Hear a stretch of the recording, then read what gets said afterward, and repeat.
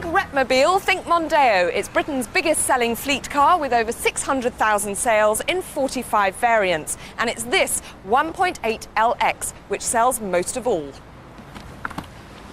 And the Mondeo's arch rival is, of course, the Vs Vectra, the car I shall be driving today.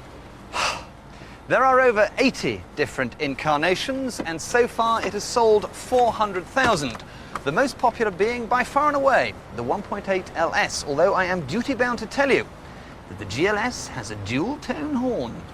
But if you were driving 35,000 miles a year, which of these cars would you like to spend the rest of your life in?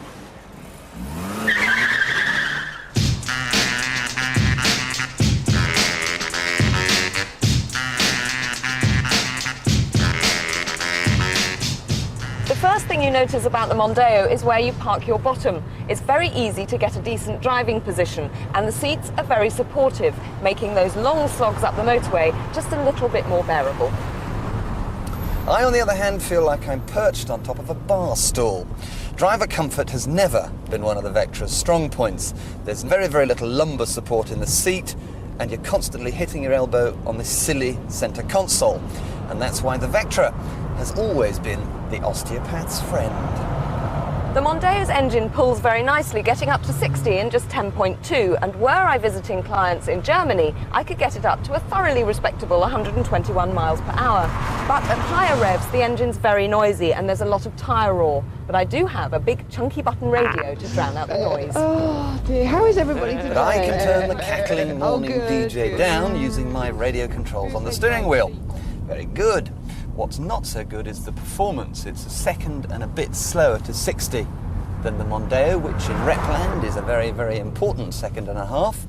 The ride is a bit fidgety and restless. The gearbox as cooperative as a doctor's receptionist. But for me, the worst aspect of the Vectra is the grip. Go into a roundabout like this and you do feel it getting really quite light at the front. And in the wet, it really does get very hairy indeed. I'm just trying to see if there's anything good we can say.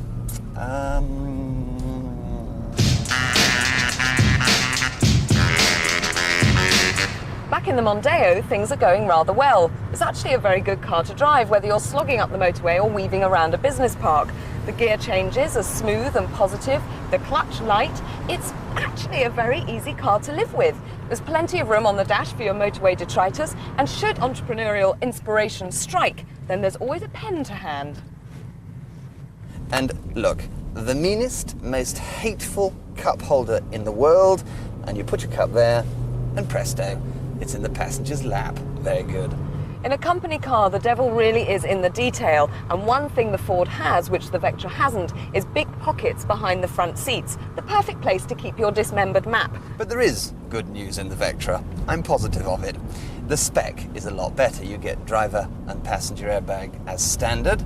You get Traffic Master, fantastic, an atomic clock, and the only styling flourish on the whole car, which are these integrated wing mirrors. The fact that they're too small, let's not carp. But when it comes to storage space, very important to reps, it looks like our young Catherine has the edge. It depends on how you look at it, really, because mine has got more room when the seats are down, and his has got more room when the seats are up. So lots of room for my briefcase and lino samples, but frankly at this moment in time, I don't care. I just want to get away from this miserable, baleful, shiversome car. Where's your jacket? Leave it, I never liked it anyway.